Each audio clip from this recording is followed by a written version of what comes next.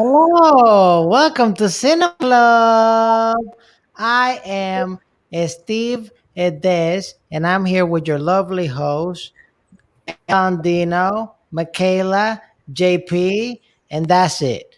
And today we are going to be reviewing the movie Kiss Kiss Bang Bang, a great Chinese film. No, I'm kidding. It's a 2005 American black comedy crime film written and directed by Shane Black, starring Robert Downey Jr., Val Kilmer, and a bunch of other people. The script is partially based on the dead Hollywood novel Bodies Are Where You Find Them and interprets the classic hard-boiled literary genre of tongue-in-cheek fashion. The film was produced by, okay, I'm done reading Wikipedia stuff. Um, and for me, I personally, I think this is an extremely underrated movie. It's a movie that I feel like, if people like us are not reviewing movies like this, you probably never heard about this movie. Because honestly, if you see the trailer of this movie, it's by far one of the worst trailers I've seen for a movie of all time because the trailer does not do no justice of the quality of this movie. But I want to know what are y'all initial thoughts. So let's start with the female perspective. So Michaela. I actually really, really enjoyed this film. Like it was very smart, fast dialogue. I think that we don't we either make fun of the genre way too much. Like the noir, detective, it has been satirized to the point of absolutely ridiculousness. But they did this one in such a aware way. And this was a very progressive film considering that it came out during 2005. Like the way that they wrote Howard as a character really surprised me. So I really enjoyed this film. All righty, JP. Okay, well, I was excited for this movie, and then I saw that Val Kilmer was in it, and I was like, I'm just kidding. Why would you do that? You see, I have headphones on. Why would you do that? That is so mean. I'm so sorry for our listeners who No, are you're not. also. You're not. I'm not. Nah. Man, it's weird because I don't know. I feel like I'm too fucking. I guess I'm too much of a narc or whatever. No, because this film is very much I did not expect what this film was gonna be. I did not think it was gonna be that humorous, and it was. And for some reason, I think there was a lot of this is gonna sound stupid, but I felt like there was a lot of misplaced jokes, or a lot of jokes that for some reason seemed a bit too out of nowhere, which is crazy because that's my fucking shit. I love jokes that seemingly just sneak up from behind you and just puns. There's a lot of pun usage in this fucking movie, which I'll admit that most of them were pretty spot on, but just felt weird and out of place, but probably because I wasn't expecting it. So my initial thoughts, yeah, definitely not what I expected. And to be honest, I don't think I'm gonna have a fair. I'm just gonna be straight. I don't think I'm gonna have a fair critique or judgment on it until I see it again, because I know I was in and out during this viewing, which is crazy because I almost never do that whenever we're watching films, but I was kind of preoccupied with a lot of other stuff, so I was really much not entirely focused. So I'm gonna say right now, most of it was fun. I couldn't follow it that well, but I'm gonna probably have to give it another watch in order to give a fair judgment on it. All righty, Dino. All right, so I'd recommend us taking a pause. We'll come back in 2 hours while JP watches it again. So clearly, he's not prepared like the rest of us. I didn't do my homework. Yeah. I had heard of this movie before. It was always on my radar, but for some reason just never watched it. I definitely I love Val Kilmer, especially this is like peak Kilmer years. I feel like, right? I don't know if that's even a thing, but it's It is now, Gino. It is now. peak Kilmer years. Somewhere between his year. yeah, so somewhere I feel like you had Tombstone and you had The Saint, which was a great movie. I think, at least when I was a kid and I watched it. I don't know about now. And then Batman Forever, all that. So yeah, I'm a fan of Val Kilmer for sure, and I enjoyed this movie. I liked it. I was having a little bit, especially at the beginning. Actually, no, throughout the whole thing, kind of a in and out, but because of Robert Downey Jr. Because I was like, it's so interesting watching him in a movie like pre Iron Man, right?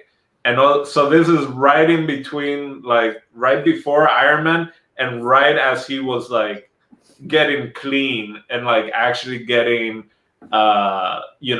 constant work, because at some point he would only get paid like almost just pennies until he finished the film, because for a while there, when he was having issues with drugs and all that, like he would start a film and then they had to like stop the film completely while he was in rehab or whatever. So when he finally got out of jail and all that, he was taking tiny amounts of his paycheck until the very end once he finished. So that was kind of like, I was just like, I wonder, was this him fully clean? Was it right before? Was he kind of going in and out? So it took me a while. But then the other thing that was going in and out of my brain was, I was like, man, this really is reminding me of The Nice Guys. And come to find out, after I watched the movie, it's from the same writer-director. This was his directorial debut. So yeah, I enjoyed the film. I feel that maybe The Nice Guy is a little more polished. And also another movie where I'm like, wow, that's a lot of nipple. I was not expecting this much nipple in the movie, yeah. It's almost like Kiss Kiss, Nipple Nipple, Bang Bang. I think it's probably what the original name was. And then they were like, drop the nipples. But yeah, I enjoyed the movie. There was plenty of nips. There definitely was. And now that we're talking about nips, let's address a big elephant in the room that this movie touched on, but I've never seen really a movie talk about this subject the way this movie like talked about that topic, and that is rape culture. Like when we are in this party and the character Robert Downey Jr., is walking in the room, we see a guy clearly about to take advantage of a girl that's passed out. And this is something that unfortunately happens a lot. And in this movie, it was a very to me it was a really cool moment that he stood up to that, and then you cut to the scene that he's getting his ass kicked, because that's the least you expect. And this movie has a lot of like left turns like that, and that's what really I like the movie. But at the same time, it's presenting a very, very important subject that needs to get addressed because it does happen quite frequently. And like on top of that, like like the way that they play with masculinity in general with this film, especially with Howard's character, like it really impressed me because like you said, they do have that moment where he stands up and like he doesn't like actually take the stance of like, well, she's obviously passed out and too drunk. Like he doesn't like make excuses for her. He just says, get the fuck out of the room, go. Like that, and it's just like there's so many moments in this film like that, like they're like when she's clearly like drunk and tired and they're in the room together and she says that we're not going to do anything, and like they lay down and he straight up goes, nope, I can't. I'm too sorry. I'm gonna sleep on the couch. You know, like that would have never happened. Like they don't talk about like that kind of like consent in like a relationship, especially in a film like this. But then, wouldn't you say though that then when they're kind of like, oh yeah, this is gonna happen, and she's like, well, before we start. By the way, spoiler alert. Like before we start, let me tell you this, and says like, "Hey, I slept with your best friend or whatever, right?" And he's just like, it's completely done, which interesting, right? It's a very macho male kind of thing to have that perspective of like, because there was his idea, and I think it's Harry, not Howard. But He goes by Harry. His real name is Harold. oh, is that okay? Yeah. Howard from? I have no idea. Hmm. It makes sense. It makes sense. Harry Howard. Because that was his point. He always was talking about Harmony kind of like having sex with everyone except him. So that was very much to me what seemed like a very male-centric perspective, or just like a woman being, basically very close to slut shaming, even though like he was clearly like in love with her. Yeah, so it was kind of this nice guy TM. Yeah. So, but it was interesting. I thought maybe you were going to talk about the gay private detective that, for 2005, like they weren't going with outright, and then again, not being gay. No, like Val Kilmer does not play him a stereotype. Right. Like he's obviously like aware of the stereotypes in that culture, like they didn't go with the extreme of just like not like registering that those stereotypes do exist and like the way that people tend to treat, they do talk about that. But like I said, it's just like for 2005, like the way that they treat some of the subjects is just like shocking to me. Because like I think that would be a tough sell even today, for like an action detective buddy cop movie, talking like the way these people talk. Like I feel like it would be a hard sell. I found this online. Someone on YouTube says thing Shane Black loves in his movies: 1, buddy cops; 2, Christmas in LA; 3, parties at big fancy houses; and 4, people falling off the roof. Yeah. So the one of the first movies he wrote was also Lethal Weapon. So he clearly has been doing buddy cops, and he talks about Christmas. I did read that as well, that pretty much all his movies are during Christmas, and he says something about like because it ups the stakes instantly. Yeah, and the fact that in LA it makes it more like the fact that LA being so hot, like at times you really have to pay attention, like to realize like, oh, it's Christmas, so it just adds another layer of just small tiny details that can pop up left and right. But yeah, that kind of are his go-tos, and I would even say swimming pool from the movies that I've watched. He likes the swimming pools as well, but most fancy LA parties at houses are going to have swimming pools in them. Well, how else is it supposed to be a fancy house if it doesn't have a swimming pool? I know, right? One extremely fun fact about this movie is because of this movie is the reason Robert Downey Jr. actually got the role of Iron Man.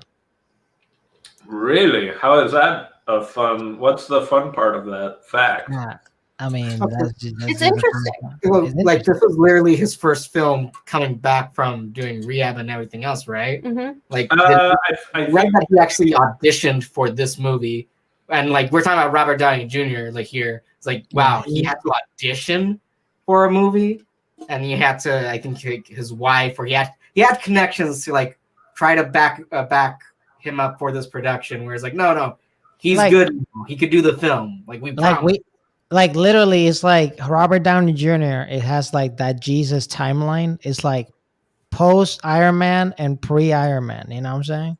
Exactly. That's where you make the line. Hmm. And pre Iron Man, he was making movies, but people weren't like really talking about him like that. Crazy. It was Iron Man that like gave that boost. Well, before that, he was really still like what got him was Charlie Chaplin movie, and then he just kind of rocketed, and then he hit rock bottom, and then he re-rocketed to the top with Iron Man. Although you were saying, so the writer director ended up writing and directing Iron Man 3. So That which, pans. yeah, which Explains a lot.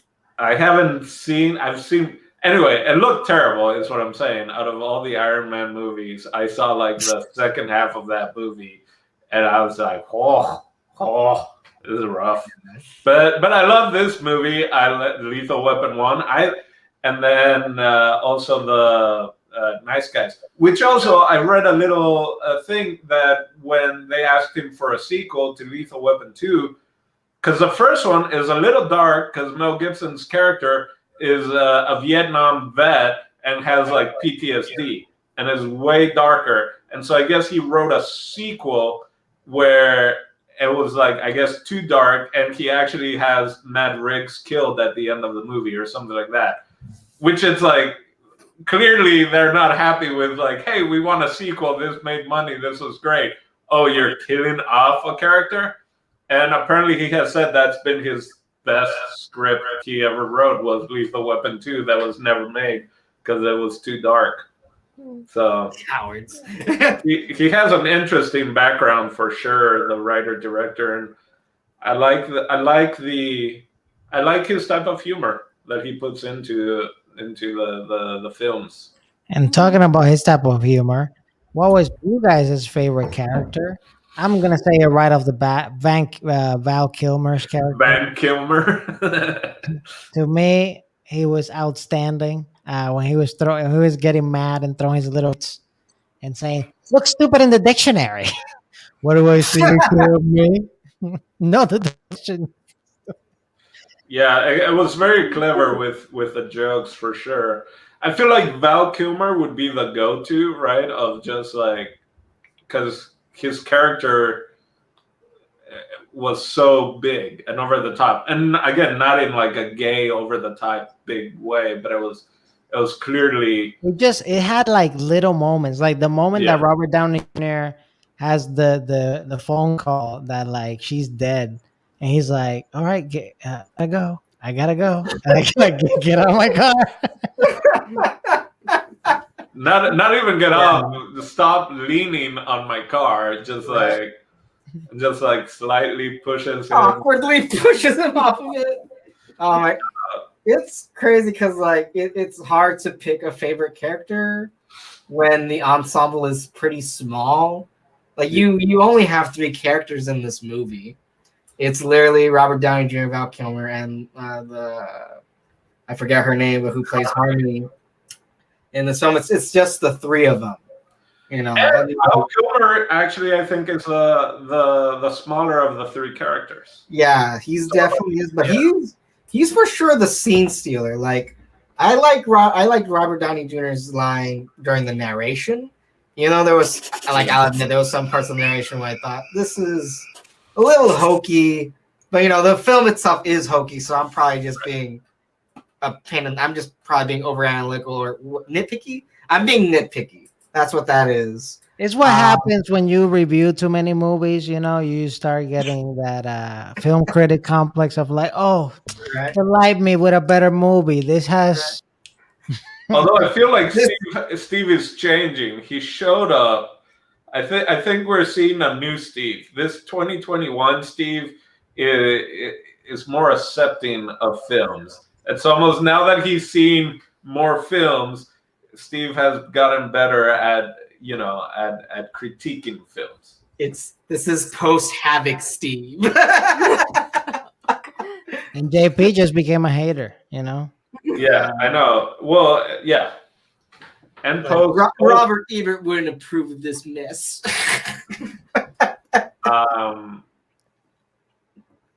Yeah, I feel like the characters didn't really matter the backstory. They were usually pretty rich, like clearly, and that helps when it's a writer director, right? That knows and can give background of characters. But Val Kilmer, I mean, he stole the movie in Tombstone for sure. So like he, and even in Top Gun, right? Like his characters are super strong even when they're barely on screen, right? Mhm. They're very recognizable, I guess. But yeah, so probably Val Kilmer had some of the best lines. I really like how Robert Downey Jr. portrayed Harry, because even in all the absurdity, like he took the time to make his character really react to what was going on around him. Like there is almost like a sense of beauty to that one scene where he's hiding under the bed and the girl's just been shot and she sees him. Like that's not a funny moment. Like it could have been played funny. Like I bet you in the script, like it says, and he shushes her, and that could have easily been turned into a, Yeah. But no, he treated it very delicately, like she was dying, and he couldn't be, like he played the stakes of that situation, and I think that was totally his, and like throughout the entire film, like when he's dealing with death in general, like he takes every single death. Like that character takes it personally. It's not I killed somebody, on to the next action sequence. Like he actually takes the time to be like, oh my God, I just shot somebody. Well, except for the I'm glad you brought up that scene because it's so powerful of like him seeing this, hearing the conversation and then hearing, this girl gets killed and he sees that. But when that's the only guy that he killed that he really like, kind of going back to that early scene in the room where he like wants to stop a possible rape from happening. It's like he took that very seriously. And I mean, not shot the guy once, twice, just like laid it on him. Like just full on, this guy's a scumbag, right? Yeah, but like that's what I'm saying. And then even afterwards, like he takes the moment to really like reflect on what he just did. Like he knows what he did was overkill. He he actually hugs the dog who eats his finger. Well, because the dog feels his pain. I think that's what it was, because he breaks that. And again, that whole scene, that's like, man, that's the range of acting, right? Of like also in this movie, taking such a serious, and then it kind of ends with a heartwarming kind of, but like, it's just like the way that entire like character just like he brought a sense of reality to something that could have been so campy. Right. And I think that really shows acting chops to be able to bring that like level to things. And also like knowing when it's appropriate to be grounded and like real. Because there was a lot of scenes where I was like, man, he's definitely overdoing it. But that scene in particular, like when he is under the bed, like I felt that. And like all of that, like even like you said, the hokiness of literally the dog eating his finger, but the situation is the gravity of the situation is so much that that's the least of his problems. If anything, he sees it as a solution. It's like, okay, my finger's gone now, like at least it won't be around. And the dog goes up to him and like he just wants everything to be okay. And a dog makes everything good. I'll admit that made me feel good. like he knew that. and the contrast is there where they kind of take over the guy at the like mental hospital or whatever, and he is gonna do like Russian roulette with the guy, and like all of that, it's the very first shot and it kills him, and he's kind of like devastated and like bringing up percentage, which I'm like, I don't think that's the correct percentage of how Russian roulette works. And then Val Kilmer's response is, "Hey man, he said he was gonna kill you, so don't feel too bad." Like even though Val Kilmer, like they had really good rapport also back and forth. Yeah. Because of the idea of like, And he was there's something mainly for JP. This is a movie you really have to watch a couple times, because for me this is my third time watching the movie. So I watched it a first time a long time ago. I watched it a second time last week, like probably like the day after we did Cinema Club, and then I watched it today. whew. And it wasn't until I watched it today that I got the movie, because there is a lot of situations and deaths and things that if you rewatch the movie, you see that everything in some ways interconnected with each other. Even the scene that Robert Downey Jr. narrates and say, "Why did we show you this? Like this doesn't make any sense."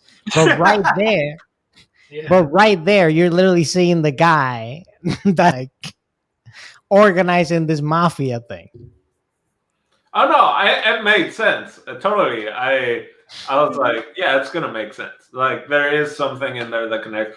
But then they kept mentioning it's very meta or postmodern, one of those meta postmodern, because they were comparing it to the book and just being like, and his whole thing like, ooh, it's gonna be two cases and they're gonna be connected. And then that happened. And then like everything at the end was getting connected. So they were commenting and comparing life with a book story, and then at the same time like it's happening to that. Yeah, it was very aware of itself. And almost you could say like Deadpool. No, yeah, especially with the end when they had the whole fake out that Val Kilmer's character was dead. And I was like, yeah, we know it's schmaltzy. Why not bring every one of them? And then literally one of the cast members is fucking Abraham Lincoln. That And was my favorite. The fact that it's like anyone who dies comes back, and it's Right. like Abe Lincoln there. And Elvis was there too. Fat Elvis. Yeah. Oh yeah, Elvis was there. I think Elvis even did the last like little like, hey, I'll catch you guys later when they were all leaving. It was like, it's so Yeah, that's one of the things also that I saw, that apparently in his scripts, all the direction and stuff like that are really jokey, or like there was an example of like exterior house. It's it has this ginormous greenhouse with a swimming pool, or exterior house. This is the type of house I would buy if I make a lot of money in this film. Like that's how his like descriptions are and stuff like that, apparently, like very. And I guess he's explained that it's just to kind of keep the people reading the script interested, or Bro, even there's one line. I think it was like Val Kilmer says like they're asking if your father said I love you, yeah. and he goes like, oh, he used to beat me Morse code. Like, oh my, I died. That's funny that he even did the humor with this. I guess the screen directions. He I even know mentions some people do that. like script readers, or like like he's like, why kind of. And what made me think of that is like when he's talking about like why am I showing you this if it's not going to be connected at all? Because like in the script directions and stuff, like he writes stuff like that, or you would understand this because you're paid to read scripts for studios. Like it's very much aware of itself and letting the audience know exactly what he wants them to know. So yeah, I really enjoyed it. I would say I think Nice Guys is better, but that maybe if I rewatch Nice Guys, I'll be like, oh, actually this one's better. But he's a pretty good writer, I think. Considering that this is a debut, like this is like the first real thing he ever made. It's pretty impressive, like, and that kind of explains like why the dialogue felt right out of like 40s film, where it has like that rhythm to it, where it's like quick jab, but But that's part of like why you need to watch it too. It's like every time you're probably going to notice a different joke. Like that's just slipped in there. Yeah, I specifically loved the callbacks of this movie. When they were doing the badly one. Which That one? he uses The badly. Oh yeah. Bad and badly, and then there's like it's an adverb, which is so funny because Val like I felt like I'm not gonna lie, like if we had a moment of like who was the most relatable character, like for me it would have been Robert Downey Jr.'s character because there were so many moments in that film I was like, this is cringe because I'm pretty sure I've done this exact same thing, and the badly one for sure, where it's like you think you know what a word fucking means because someone explained it to you, and so you're about to school someone else, but it turns out the same motherfucker has the same exact like no he like even Val Kilmer said it's a fucking adverb. Shut the fuck up. Because like, even learn your grammar. right, exactly. Learn your fucking grammar. Because even Robert Downey Jr.'s explanation sounds like a very bad Spark Notes version of what Harmony said. It's like, dude, you have no idea what the fuck you're saying. And I'm sure I've done that. I'm almost positive I've done that before. I love also the callback. The callback also of like when they were getting the door slammed to each other. Yeah, move your hand. Yeah, it's such a small little thing. I was Val Kilmer's little guns. Like, how many tiny guns does he have? Because Robert Downey Jr. obviously threw away his favorite gun that his mom gave him or whatever. The Derringer. Yeah, and then he has another one like just hidden in right there, like in his, you know, his little Kilmer. It was just in his pocket. Was it? Yes. Okay, so he just moved. Well, I guess I didn't get the because he said that you have a penis. How would you not get this concept? Not because he said, oh, the homophobes never pat there. Yeah, like, he got it in his underwear is what it was. Okay. Right. Well, It was also a tiny gun. His point was like he never pats down the penis area, you know. So that's where he was carrying the tiny gun. But yeah, I was waiting for it to come out. I was waiting for it to come out because I was like, again, they mentioned that, so it's going to come back around, and sure enough, it did. I mean, it was a movie about callbacks for a lot of things. even the sign, even the little kid. Oh, which by the way, the guy that plays Harry as a little kid is actually Robert Downey Jr.'s son. Oh, that's nice. Yeah, the Amazing Harry or whatever. Yeah. His little. I mean, it was the Great Harry, but then he became amazing because that was another joke that they put in. Because he screwed up, and he was like, "I gotta make this better." Oh my god! I was like, when let's talk about the thing for a little bit because I'm glad that they did bring up the first scene because I was so confused. Like, why open on this? What does this have to do with anything? It's like, oh, it's literally two of our main characters. That's how they started. But that little girl screaming her fucking ass off, like I swear I would have hit her too. I want to be an actress. Like, oh fuck you. So you would have ended that. I would have ended it. Think about this. That magician, Amazing Harry, tapped that girl's titty years after. And more like flick it. Like flicked it. That was such a cringe scene. Yeah, I'm like, really? Like, you can do better about the spider thing than like. Like, how would you not feel that? First of all, why is there such a big ass spider? Are they in Japan? No. Australia, maybe. Sometimes they're just in your bed, and you gotta. In LA? He said that he was afraid of spiders. So if I saw a spider leg that was clearly a spider's leg, I would be like, "Oh, you're telling the truth." I'd be like, "Oh my god." Well, speak, and you got a freaking bug on your hoodie. You got a roach Right. in your hood. Yeah. Well, I would be like, that's JP, one flick leg. it, JP. It's like I was gonna that, say, I guess oh. to be fair, like you're talking about the bug on her. Yeah. I'm not gonna do that. I guess to be fair, in the scene, Harmony is in a very emotional state. Like she just found out that her sister killed herself, or she thinks was murdered. She's hysterical and whatever. She's wet from the rain or something, right? Was she wet from the rain? Why was she wet? Not in that Right. one. That was later, I think. Maybe I'm What? wrong. Oh man, see, like I said, I was in and out in this movie.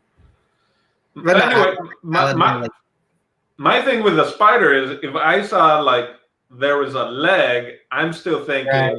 a spider has what, 8 legs or 6, whatever it is. Thank you. That's literally what I was saying. And the rest of the spider must still be in the cup, right? Yes. So yeah, okay. Well, You see, if it went in there, I would do the quick. I guess let me explain. I'd be like quick flip down of the cup and try to do that, and then let go. Not fucking like it's one of the most sensitive spots, and you're like freaking flicking it. Yeah, someone's gonna feel that. But pulling it down and throwing it is gonna be better because you don't know if it's a biting spider. It could be a biting spider, you know. Maybe it would have been just too much of a scene to like, oh, you have to have one reaction versus the other, because she does have a reaction of like, like just relief, like, oh, he's not a creep. He was legit just trying to help.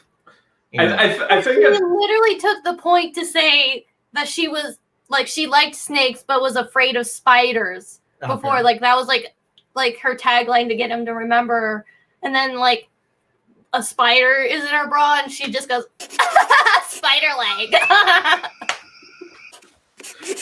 I will say though that's his character Harry was so awkward throughout the movie and so kind of bad that it kind of makes sense that it's like, what do I do? And kind of modest throughout, like when he would see nipple or he would see things, he was a little, taken aback, like not wanting to look, not wanting to peek, right? Well, that's part of why I think he was like written as pretty progressively, considering, because like from my experience, like that is how like men tend to react to forward women.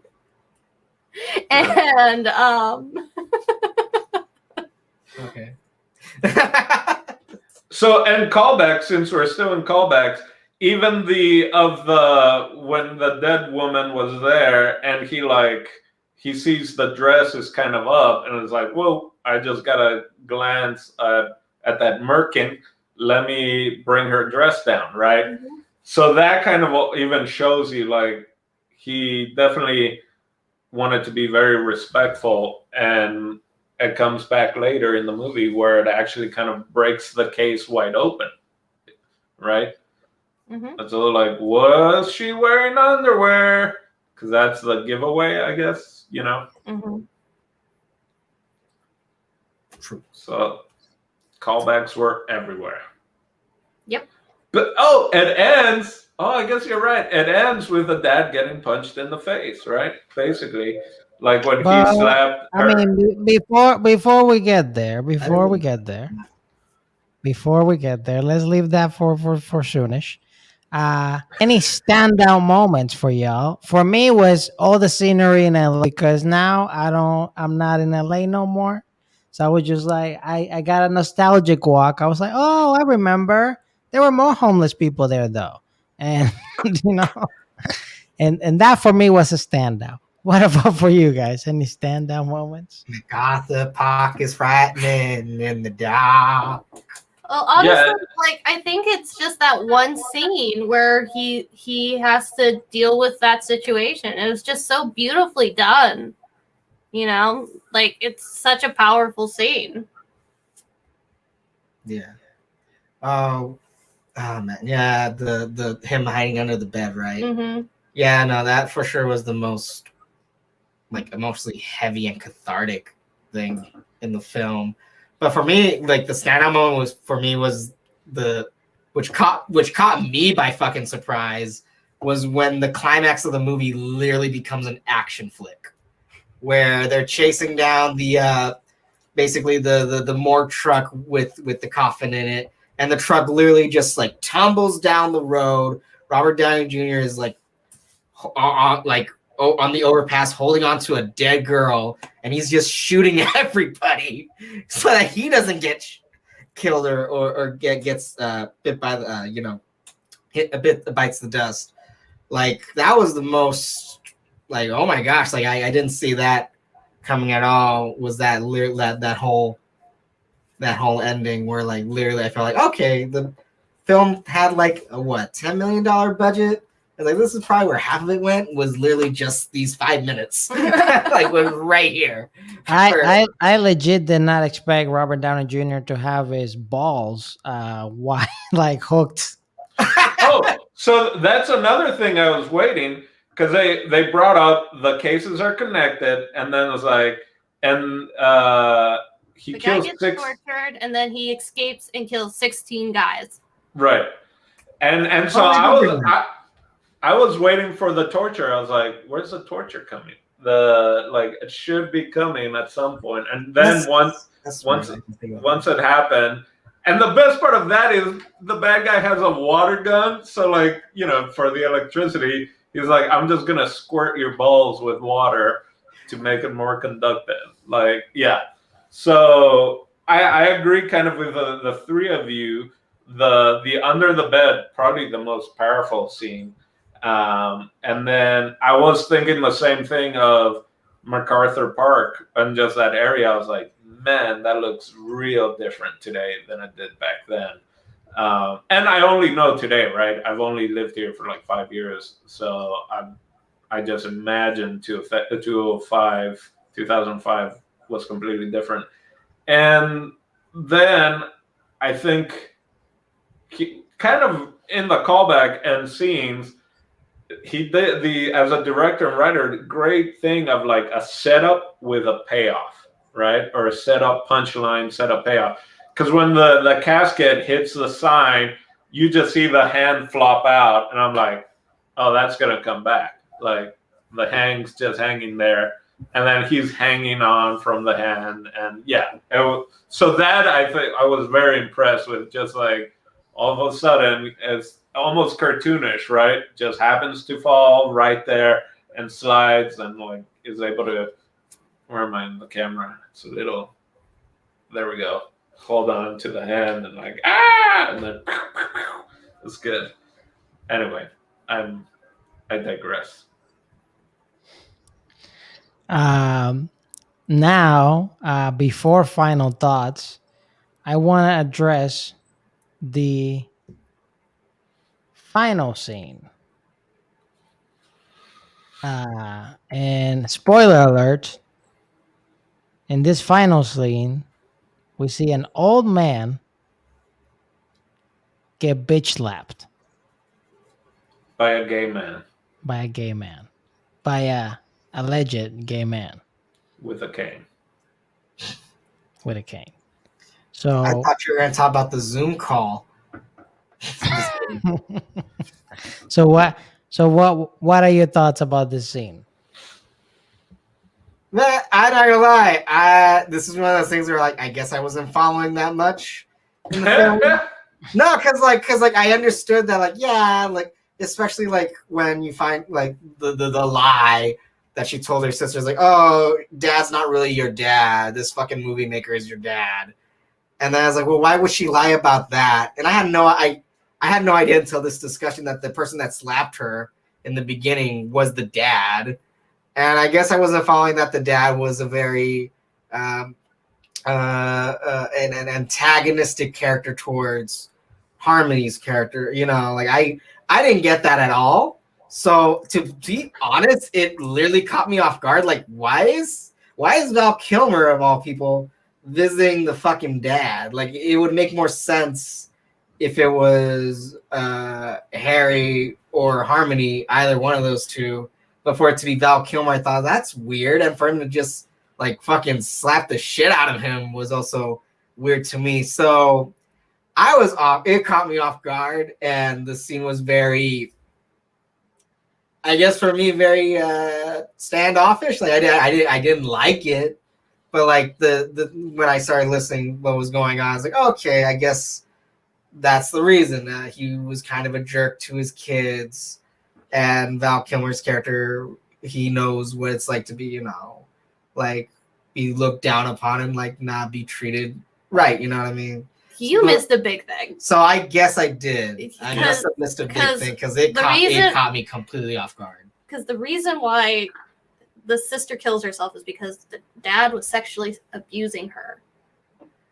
And then she sees her her real dad sexually abused her growing up. Okay, that I did not know. I know that she caught the director looking like he was committing incest. Okay, so now the gravity's kind of and so Val Kilmer did that because she was like she paid him to find him, and so it's a thing of justice. Okay, see now that whole ending makes more sense to me because I did not know that detail. Yeah. That sounds very important. Yeah. It actually it makes more sense that why she supposedly caught the director dad doing it with his daughter, which he did not. Why that would invoke such a reaction.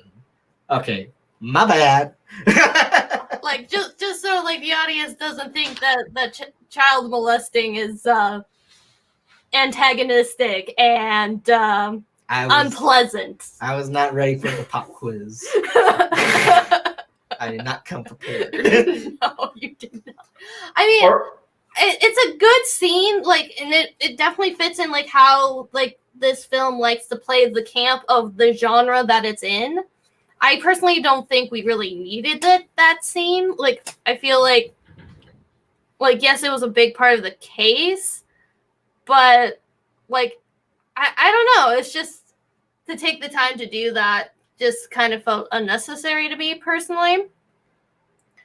But like I said, like that's like also like a big element of this film is like they really do play on like the campiness of what this genre is and how everyone meets justice some way or another, and like how the good guys always win. And like the fact that he leaned into that really shows how not like devoted he is to like the mystery novel and like those kind of stories. So that's my thoughts on the final scene. First off, I feel like from now on, JP, you have to watch movies with Michaela so she can explain as you go. we found out before we started that JP saw this movie by himself, so I think it helps with someone by him. I need to hold my hand. Yeah. Important plot points. Like so incredibly important plot points. One reason why I love, I guess I love his writing and direction. The mention of Lord of the Rings ending. Yeah, that's funny. I lost it because I thought that Lord of the Return of the King would not end. I was like done with that movie like an hour in basically, and they just kept, especially the extended edition. It's like, let's show you another like epilogue or another scene or another this or another. So I just love that it was like being self-aware that, you know what, I could have ended this movie the scene before and the scene before that. Like, it doesn't need this, and I also know I'm going to add another thing afterwards. So let me just point out Lord of the Rings endings. So I just love that to begin with. And then, yeah, there's the ending and then the epilogue where they kind of team up, or, you know, like they're going to be a buddy cop, which could have been set up again also for like a possible sequel, right? It's very open ending. Like these characters are going to continue on a life on their own. After talking about the, you know, this whole thing and a little bit about the rape and the I guess pedophilia, molestation, incest. It clicked that then when I was researching the guy who wrote it and all that, he also wrote and directed The Predator.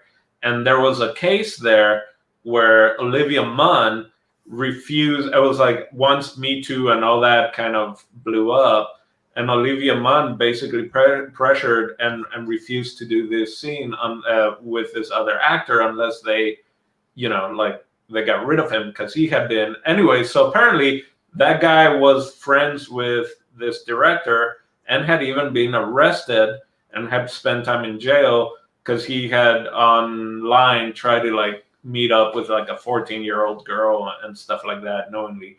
So it's interesting that he, in his like first film, he dealt with this and kind of showed like how horrible it is and kind of put out, his thought on it of like, this is bad and I'm actually going to end up slapping or beating someone up because of that kind of treatment of women. But then recently having a friend that kind of was in that situation and him being like, you know what, let me put him in my movie. And then when people reacted, he kind of defended himself and then finally was like, okay, yeah, I guess I should fire this guy. So I don't know. There's that connection. Even like in the movie, they talk about the book that everything is connected. I wonder if there's more of a connection with those characters.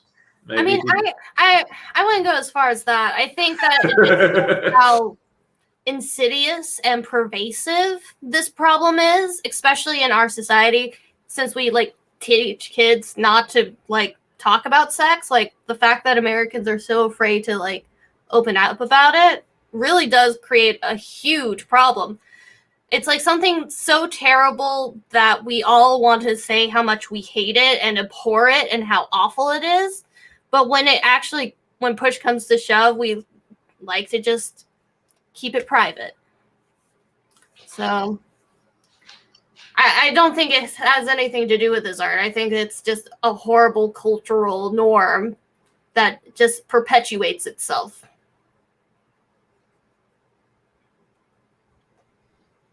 Well, with that being said, let's jump to final thoughts, ladies and gentlemen. Let's start with Peter. Who? You cut out there. Who? Oh, I said let's start with the hater. Okay. Oh, the new hater. Pew, pew, Oh pew, my pew, God. pew. So my final thoughts. I didn't watch the movie, I guess. So I'm gonna have to watch the movie. No, it's not what I expected at all. It was silly. I mean, the writing was smart, but at times a bit too silly for me. But something tells me that because I was not, I guess, in the right mental place or just not concentrating enough to even indulge in like putting my focus on something for an hour and a half, an hour 40 minutes. I should probably give it a chance one more time. So, but I'll admit, even though I did thought it was silly at times and it was a bit too hokey, it was fun and definitely a lot more toplessness than I thought it would be. But it was a fun movie, and to be honest, like I would recommend it for people who, because it's weird. I think Dino said it. Like I don't think anyone actually saw this film. Like it's a low budget film, and I don't think it got enough attention. Whoever made the trailer for this film should get fired. Yeah, the trailer from was Hollywood. That person should never work again because the trailer is so bad. Yeah, and like especially seeing like this was pre-Iron Man, like this was Robert Downey Jr.'s like first film, like trying to come back into the industry, and like he did a really fucking great performance in this, and then Val Kilmer steals the show. Like it's hokey, but the performances were of course A+ in my opinion. So I guess I didn't like the story and the writing, but the performances were pretty much well worth it. Even though I didn't fucking watch the movie, I guess. So I'll have to watch it a second time to be more fair. But I'll recommend it, like for sure. Alrighty, Michaela. Honestly, it's everything I want in a film. You know, like this is like the kind of film you want to go to the movies to see because it's got action, it's funny, it's smart. So like it's what movies can do when like all the right elements are in the right place. You know, like it's not a perfect film, but it's fun. And like you don't feel stupid for watching it and enjoying it. It's not like a guilty pleasure. So, yes, I would recommend this. Alrighty, Dino. All right. Final thoughts for me is I want to go and watch The Nice Guys now. I enjoy the style. I enjoy the characters. They're lovable losers. No, there's no perfect character. That I think is very honest to just like they all have flaws, and none of other than at the very end when he's able to shoot everyone or whatever he wants, and make it. They're all kind of losers, but you are constantly, cheering for them. So I really did enjoy the film. I want to watch The Nice Guys. And yeah, I don't think they were very promoted this film a lot, or even The Nice Guys. There's talk about that one having a sequel, and that's kind of like post the fact, just because there's such more of a way to speak about films now with social media that back in 2005. So but I enjoy it, and final thought, I'm gonna look up the trailer of this film, and then I also thought I have a pitch. Should I do pitch in my final thought, or should we not record when I do my pitch? I don't know if it's really a pitch, but it was an idea that I had. What do you think, guys? Should I share with the nation? You can always cut it here if you want. Bad trailer, great film. There you go. It'd be interesting doing something like that. Because they do an award for the best trailer of the worst film of the year, something like that. But I wonder if there's something the other way around. Because I do hate seeing trailers that then I'm like, I don't want to watch the film. And then years later, I watched the film and I was like, the trailer gave no justice to that film. Like, if I wouldn't have seen the trailer, I would have watched the film way earlier. So that's my final thoughts. I'm out. Yeah, I personally think the trailer is horrible. The movie's amazing. It's one of my favorite films of all time. Believe it or not, this is one of the movies that actually made me feel even more in love with Robert Downey Jr. and his range, and what like you can take literally a script. Like you could have put Robert Downey Jr. in a horrible movie like Havoc, and probably would have killed it. He would have done something amazing. Because even when he did Tropic Thunder, he played a black guy. I did not feel offended or anything. He did a great job. That dude can do anything with cocaine by his side. No, I love him. He's a great I enjoy this film. I definitely would recommend it to everybody to watch it. It's an extremely underrated movie. So if you're watching this review, definitely go for it. Watch it. You would not get disappointed. Do not listen to JP. He just does a lot of that Mexican stuff. And unfortunately, right now, LA is not getting the proper batches, and he's confused when he watches movies. He doesn't understand the plot because he doesn't understand English when he's on those drugs. So what I'm hearing is I should no longer watch films that take place in LA. Maybe. or just actually pay attention to the film. Can I add? JP is called subtitles. Subtitles. Can I add, like, I didn't realize how much impact his films had in my childhood, but it's more, I just looked and I saw some films that I didn't realize he wrote that he did. because this is kind of what I grew up watching, and that would be on TV all the time, or rerun, or someone had a VHS. Lethal Weapon and The Last Boy Scout, which was huge, with Bruce Willis. Then Last Action Hero, which was huge for me when I was growing up. The Long Kiss Goodnight. Talk about, like, I don't know if we brought this up or whatever, a great female lead revenge flick. Like pre-Kill Bill, all that. Gina Davis, Samuel L. Jackson. Amazing film that needs to be visited more often. So he's done a lot of these movies that I kind of grew up watching that were all kind of underrated, and like they're all like tiptoeing, except for Lethal Weapon, on that rated R mark almost, to where the studios don't really know how to promote it, right? So I really enjoy, I guess, his movies, the ones that he's written. So it makes sense that I like his movies, and I had no idea who this dude was. There you go. There you go.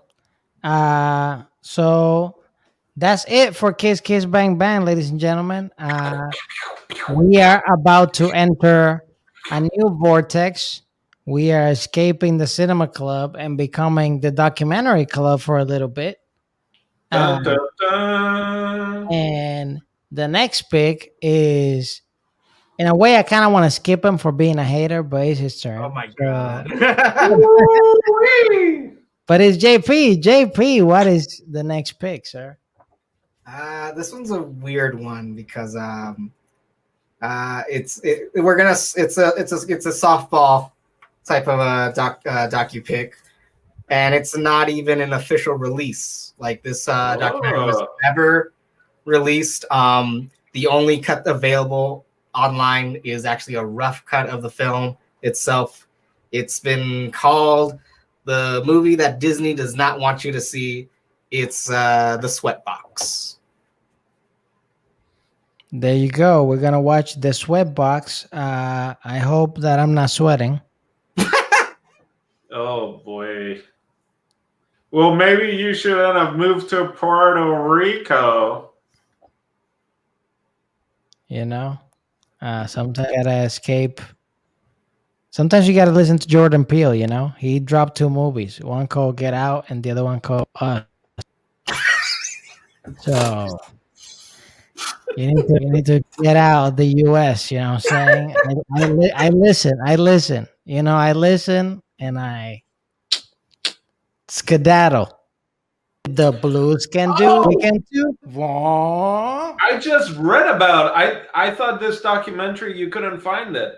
It is. Are we going to be able to find a copy?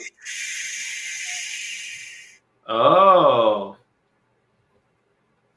I better not be going up. Anyway, I don't.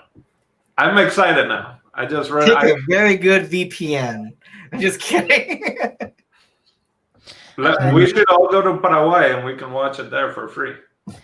Well, Sweatbox next week for Don Dino, Steve Des TV, Michaela, and JP. We'll see you next week. Bye-bye. Ciao, ciao. Hey, I'm Jason Echoes, and thank you for watching the Oye Dimelo Network. There's some videos here. Watch one of them, and then you can subscribe to the network, and you can see more good stuff.